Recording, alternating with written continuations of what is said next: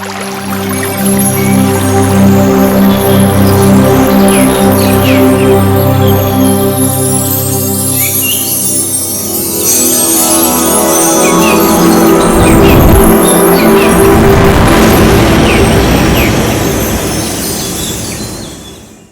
আবার কি? রক্ত এলো কোত্থেকে? ঠাকুরের দেহ দিয়ে রক্ত ছুটে বেরুচ্ছে। রোমকূপ দিয়ে পিচকারির বেগে রক্ত ছুটছে চতুর্দিকে। চারপাশের লোকের গা ভিজে গেল সেই রক্তে। কিশোরীর ঘরের মাটি লেপা বেড়ার গায়ে এসে পড়ল রক্তের ধার। সর্বত্র রক্তরঞ্জন। এ কি হলো? এমন তো কখনো দেখিনি। কীর্তনে রক্ত, শুভ্র সূচিকর্মে এ শোণিত সংকেতের অর্থ কি? হরিনামে এ কি বিরাট বিভ্রাট! সকলেরই মনে হয় কারো যদি কিছু হয়, আর যে দেহ দিয়ে রক্ত বেরোচ্ছে সে দেহের যদি কোনো হানি হয়, হঠাৎ আরো বিমূঢ় হলো সবাই। ওরে, পড়ে গেল রে, পড়ে গেল, ঠাকুর পড়ে গেল! চিৎকার করে কিশোরী ছুটে গেল কাছে। নাচতে নাচতে কীর্তন করছিলেন। সেই অবস্থাতেই রক্তমোক্ষণ দেখা গিয়েছিল। এবার মাটিতে পড়ে গেলেন ঠাকুর। দণ্ডবৎ পতিত হলেন ভূমিতে। ততক্ষণ রক্ত ছোটা বন্ধ হয়েছে। বিন্দু বিন্দু রক্ত ঘাম জমে আছে রোমকূপের মুখে। কাছে ছুটে যেতেই দেখা গেল ডান পায়ের বুড়ো আঙুলটা থরথর করে কাঁপছে। ওহো, এই তো সেই কম্পন! কিশোরের মনে পড়ে ঠাকুরের ভাবাগমের কথা। আর যারা আগে দেখেনি, যারা নতুন, তারা ভাবলো এইবার মহা সর্বনাশ হলো বুঝি, একবারে রক্তারক্তি ব্যাপার। তারপরে এই পতন আর কাঁপুনি, এসব তো ভালো লক্ষণ নয়। জীবনে শক্তি ক্ষীণ হয়ে শেষ দোলানি খাচ্ছে, এসব তো তারই আভাস। শুধু নতুন দর্শনের নয়, কিশোরীরও ভয় ধরে গিয়েছে এবার। সমাধি দেখলেও তার সঙ্গে এসব তো দেখেনি আগে। এইসব রক্তের ভূমিকা, এইসব ভয়ালো সূচনা। ঝুঁকে পড়ে মুখের দিকে তাকালো কিশোরী। না, বাহ্য নেই, একেবারে অচেতন। ঠাকুর, ঠাকুর! কানের কাছে মুখ নিয়ে গিয়ে চেঁচিয়ে চেঁচিয়ে ডাকতে লাগলো কিশোরী, কিন্তু সংজ্ঞা নেই। দেহ নিথর, পাষাণ স্তব্ধ হয়েছে দেহপিঞ্জর। যেটুকু বা কাঁপছিল তাও থেমে গিয়েছে একেবারে। ভিতরে প্রাণ আছে তো? ওরে! অস্ফুট মৃদু শব্দ করে সকলে ঝুঁকে পড়ল আবার। দেহটা নড়ে উঠল না? হ্যাঁ হ্যাঁ, ওই তো নড়ছে। দেখতে দেখতে নড়ে উঠল দেহ। তেমনি জ্ঞানহীন, কিন্তু নড়ছে। অদ্ভুত ছন্দে স্পন্দিত হয়ে উঠেছে। একবার দুবার নয়, চঞ্চল সমুদ্রের উর্মিমালার লীলা আরম্ভ হয়ে গেল দেহ চর্মের নিচে। দুরকম আন্দোলন চলছে শরীরে। যেমন সর্বাঙ্গ কাঁপছে, তেমনি দেহের ভিতর থেকে উঠছে ঢেউয়ের নাচন। একাধিক ক্রমে চলেছে তরঙ্গের শৃঙ্খল। একটা দ্রুত তালের তবলা সঙ্গত চলেছে অভ্যন্তরে। মৌন, কিন্তু চোখে দেখা যাচ্ছে। সবই অদ্ভুত ব্যাপার, যেমন অদ্ভুত তেমন অপূর্ব। কিছুক্ষণ কেঁপে আবার শান্ত হলো দেহ। হয়ে গেল নিথর নিস্তরঙ্গ, কাঁচা মাটির পুতুলের মতো। প্রাণের কোনো চিহ্ন রইল না আর। তবে গায়ে হাত দিয়ে চমকে উঠল কিশোরী। সর্বাঙ্গ বরফের মতো ঠান্ডা। এই হিমশীতলতা তো ভালো লক্ষণ নয়। আবার ভীত হয়ে পড়ল কিশোরী ডাক্তার। তাড়াতাড়ি ছুটে গেল ওষুধ ঘরে। স্টেথোস্কোপ এনে বুকে বসিয়ে দিলে। নিবিড়ভাবে পরীক্ষা করল, কিন্তু সাড়া পাওয়া গেল না। হৃৎপিণ্ড নিষ্ক্রিয়। যেমন আগের বারে দেখেছে এও তেমনি। কিন্তু বারে বারে এমন হলে মানুষ বাঁচে তো? তার উপরে এতটা রক্ত বেরিয়ে গিয়েছে শরীর থেকে। সবাই ডাকছে ভগবানকে, ভগবান রক্ষে করো, এ কি করলে, বামুনের ছেলে। কারো মুখে কথা নেই, স্তব্ধ হয়ে প্রার্থনা করছে সবাই মনে মনে, হে নারায়ণ করুণা করো। অনেকক্ষণ নিথর থেকে আবার নড়ে উঠল, মাটির দেহ ক্রীড়াশীল হয়ে উঠল আবার। ওহো, এই যে দেখছি তাই। যারা এর আগে সমাধি দেখেছে তারা বুঝতে শরীরটা একেবারে উঠে বসেছে, একবার শুয়ে পড়ছে, একবার পেঁচিয়ে গোল হয়ে যাচ্ছে, গোল হয়ে গড়িয়ে যাচ্ছে চাকার মতো। আসন হচ্ছে ঠাকুরের, কখনো কুর্মাসন, কখনো পদ্মাসন, কখনো ময়ূরাসন, কখনো রাজাসন, আরো কত কত অদ্ভুত আসন সব অবলীলায় হয়ে চলেছে একটার পর একটা। সবাই অবাক, এই দেহে কি হাড় নেই? আর এ কি দ্রুততা, এ কি মানুষের পক্ষে সম্ভব? সবাই বুঝলে সমাধি হয়েছে ঠাকুরের। মহাভাবে লীন হয়ে দেহলীলা করছেন এমনই অবলীলায়। এত সব আসন হচ্ছে, কিন্তু চৈতন্য নেই। চৈতন্য আনো, নাম করো। সবাইকে ইঙ্গিত করল কিশোরী, আর কথা নয়, এসো এখন নাম চালানো যাক, নাম শুনিয়ে নামিয়ে আনা যাক দেহে। নামেই ওঠা আবার নামেই নামা, দেহধাম থেকে নাম ধামে যাতায়াত। যেখানে নামের আবাস সেখানেই চৈতন্যের বিলাস। হরে কৃষ্ণ কৃষ্ণ কৃষ্ণ হরে হরে, হরে রাম রাম রাম হরে হরে। তারক ব্রহ্ম নাম আরম্ভ হয়ে গেল।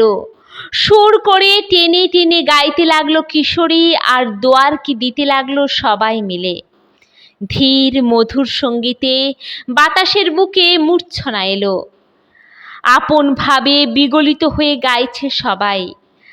আসন হতে হতে আবার স্থির হয়ে গেল দেহ। ধরাধরি করে তখন ঘরের মধ্যে আনা হলো ঠাকুরকে। তখন কোনো চাঞ্চল্য নেই, ক্রিয়াহীন তুষারহীন সেই অলোক তনু, তাজা লাউ ডগার মতো নমনীয় আর নরম, যেন মানুষের আকারে ননির পিণ্ড। সেই ননি দেহ থেকে লাবণ্য ঝরছে, কিরণের বর্ষা নেমেছে সেই তুষার গাত্র থেকে। অকস্মাৎ নিথর দেহ বাগবন্ত হয়ে উঠল। সমাধি অবস্থায় কথা কইতে লাগলেন ঠাকুর। পাড়ার কত নতুন লোক এসেছে দেখতে, তারা অত জানে না, ভাবলে দুষ্টু দেবতার ভর হয়েছে, সেই কথা বলে চলেছে ওই দেহের মারফত, নইলে সবে আবার কথা কয় কখনো। অনেক কথা বলে গেলেন ভাবাবস্থায়, কত গূঢ় তত্ত্বের স্পষ্ট ব্যাখ্যা, চরম দর্শনের সরল বিবৃতি, আর কত অভয়বাণীর নির্ভীক উচ্চারণ। জগন মন্থন হচ্ছে অন্তরের দধি ভাণ্ডে। সেই নবনীত উঠে আসছে বাণীর রূপ নিয়ে, কথার পাত্র ভরা করুণার পানীয়। কিন্তু সেসব কথায় কান দিলে কজন? এক কথা থেকে হঠাৎ চলে যাচ্ছেন আরেক কথায়। কজন বুঝছে তার তাৎপর্য, তার শৃঙ্খলা খুঁজে নিতে পারছে কজন? কখনো দিচ্ছেন নির্বিশেষে ব্রহ্ম সংবাদ, কখনো কাছের মানুষটির মনের সন্দেহ মিটিয়ে দিচ্ছেন 5 রকম কথায়। কারো আকাঙ্ক্ষার নিবৃত্তি করছেন তার মনোগত জিজ্ঞাসার জবাব দিয়ে। এক বিষয় থেকে চট করে চলে যাচ্ছেন আরেক বিষয়ে। তখন সুতো ধরা খুব মুশকিল। বাহ্য ফিরে এলো অনেকক্ষণ পরে। পরম সত্তার সঙ্গে লীন হয়েছিল চৈতন্য, আবার দেহাবতরণ করল। পিণ্ডাধারে সংযত হলো, নির্বিশেষে মিশে গিয়েছিল, এবার বিশেষ হলো। সুর বিস্তার করেছিলেন, এবার কণ্ঠে ফিরিয়ে নিলেন। এবার আবার আপন মনে মৌন সঙ্গীত শোনা। খাঁচা খুলে আকাশে চলে গিয়েছিল মন, আবার ফিরে এলো খাঁচায়। এবার আকারে বসে আকর বিহার, কিন্তু যার এ অবাধ গতি, তার কাছে পিঞ্জর পীড়ন কিসের? তার কাছে অভ্র অবরোধ ভেদ নেই, সে তো সর্বচারী গরুর বিহঙ্গ। বাহ্য ফিরে আসতেই বললেন, জল খাবো, জল, জল। তাড়াতাড়ি জল এনে দিলে কিশোরী। এই দ্বিতীয় দিন নয়, এর অনেক আগেও এমনই কত সমাধি হয়েছে ঠাকুরের, কিন্তু তখন তাকে সমাধি বলে স্বীকার করছে কে? 1 বছর 1.5 বছরের শিশুকাল থেকেই এই ভাবান্তর। মায়ের কোলে বসে দুধ খাচ্ছে, দুধ খেতে খেতে ভাবস্থ। দুধ টানা বন্ধ হয়ে গিয়েছে, তাকিয়ে আছে একদিকে, এক নজরে চোখ ফেলে কি যেন দেখছে, কিন্তু ভালো করে দেখলেই দেখা যাবে কিছুই দেখছে না। এ জগতের কোনো বস্তুতে দৃষ্টি আবদ্ধ নেই, মন চলে গিয়েছে ইহ জগতের বাইরে, অন্য কোথাও গিয়ে ভাব বিহার করছে। জোর করেও সে ভাব ভাঙা যেত না, জোর ডাকাডাকি করলেও কি গায়ে ধাক্কা দিলেও সে তন্ময়তা ছুটতো না। যখন ফেরবার তখন আপনি ফিরে আসতো চেতনা। প্রায়ই এরকম হতো। দেখে শুনে শেষে মা ওঝা ডাকতেন ঝাড় ফুঁকের জন্যে। চলতো জল পড়া, তেল পড়া, মাদুলি ঝোলানো, কিন্তু কিছুতেই কিছু হতো না। যখন কথা ফুটল তখন আর নির্বাক সমাধি নয়, ভাবান্তর হলেই ভাবের কথা বেরুত তখন মুখ দিয়ে। অস্পষ্ট আধো ভাষায় বিড়বিড় করে বলে চলেছে কত কি। বহিশ্চেতনা নেই, হাজার ডাকাডাকিতেও সাড়া দেয় না কথায়। নিজের মনে ভাবুক্তি করে চলেছে নির্ভ্রুক্ষেপ হয়ে। কিন্তু এসব আবার যে কি হলো ছেলের? মা খুব চঞ্চল হয়ে ওঠেন ছেলের জন্যে। পাড়াপড়শিদের জিজ্ঞেস করেন, ওগো, ছেলের আমার কি হলো বলতে পারো? ওমা, তাও বুঝতে পারোনি এখনো? সবাই যেন বুঝে ফেলেছে তত্ত্বটা। মনমোহিনী দেবীকে বুঝিয়ে দেয়, ও হলো অপদেবতার ভর, দানার নজর। দরগায় সিন্নি মানো, ভালো ওঝা ডেকে আবার দেখাও। সুতরাং আবার প্রচুর মানত করা হলো, ওঝাও দেখানো হলো ঢের, কিন্তু ভূতে পাওয়া তবু ঘুচল না। অনেক শান্তি সস্তয়ন করা হলো, মঙ্গলবারে সিঞ্চন করা হলো মাথায়, কিন্তু ভূতহিত যজ্ঞের অনল শিখা তবু প্রশমিত হলো না। একবার ঈশ্বর চক্রবর্তী মশাই এসেছেন হিমায়তপুরে। শুনলেন অনুকূলচন্দ্রের নাকি ভূতাবেশ হয়। একদিন নিজের চোখে সেই ভাবান্তর দেখলেন, কান পেতে কিছু শুনলেন সেই ভাবাবস্থার কথা। যেটুকু বুঝলেন তাতেই বলে গেলেন, মা, এ ভূতে পাওয়া নয়, পারো তো কথাগুলো লিখে রেখো যত্ন করে। তখন থেকে আর ঝাড়ফুঁক করা হতো না। মা মনে করতেন ছেলে আমার ওই রকমই, সে ওই রকমই এখনো। বয়স বাড়ার সঙ্গে বেড়েছে সমাধির ঐশ্বর্য। কীর্তনান্তে শেষ রাত্রে বাড়ি ফিরে এলেন ঠাকুর। প্রায় এই রকম রাত কেটে যায়। শেষ রাত্রে আর খাওয়া দাওয়ার তাগিদ থাকে না, আর খিদে কোথায় তখন? যে ক্ষুধার বহ্নি জ্বলছে ভিতরে, সেই ক্ষুধার ঔদার্যের কাছে স্তব্ধ হয়ে গিয়েছে সব ঔদরিক উৎকণ্ঠা। সেই অন্তর ক্ষুধার নিবৃত্তি করতে চান সর্বজনীন ভোজের মহোৎসবে। অমৃত আহারের আনন্দবাজার বসাতে চান ভুবন জোড়া করে। যে যেখানে আছে সব ছুটে এসো, পংক্তিতে বসে পড়ো, ভর পেট সুধা ভোজন করো। সকলকে সুধা খাওয়াবেন, এই তার ক্ষুধা। ভরি ভরি করে নয়, হরি হরি বলে ঢেলে দিচ্ছেন ভাণ্ডার উপুর করে। একদিক দিয়ে ভরে দিচ্ছেন আর একদিক দিয়ে হরণ করছেন। অমৃত দিয়ে পূর্ণ করছেন আর বিষটুকু সরিয়ে নিচ্ছেন। পঙ্কিল সরোবরের পঙ্কোদ্ধার করে ভরে তুলছেন নির্মল হংসদক দিয়ে। আবার সেই সরোবরকে করছেন সাগর প্রমাণ। হৃতবলকে উপহার দিচ্ছেন হস্তিক কবচ। শুধু উপরহস্ত হয়ে আছেন, দেবার জন্যে ছটফট করছেন। বাড়িতে এসে বললেন, কিছু খাবো না এখন, খিদে নেই। বাড়ির মধ্যে একবার দেখা দিয়েই বাইরের 5 চালায় গিয়ে ঢুকলেন ঠাকুর।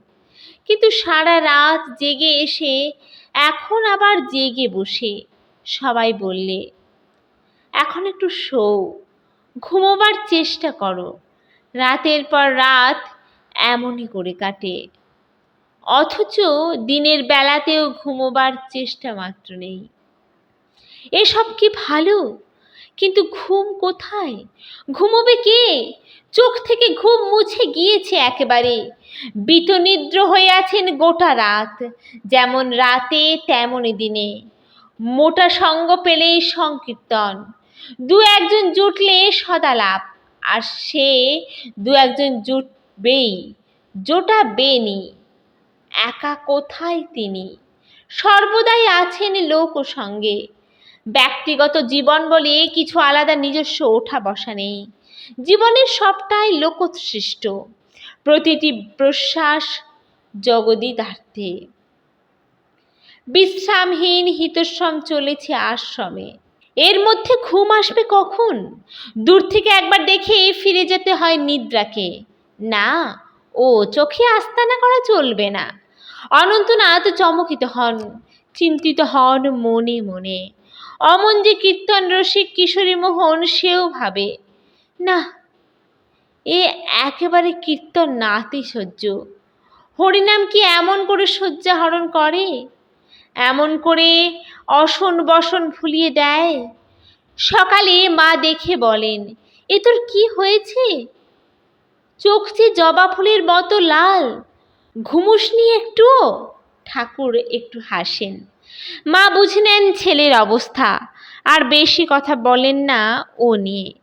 গ্রামের লোক যে দেখে সেই ভাবে, ও যেন কি হয়ে যাচ্ছে আজকাল, কেমন যেন অন্যলৌকিক, কেমন যেন ভাবান্তরের ভাব। চোখ দেখে মনে হয় এ মানুষ বুঝি এখানে নেই। আর ও চোখ কি, এক এক সময় এক এক রকম।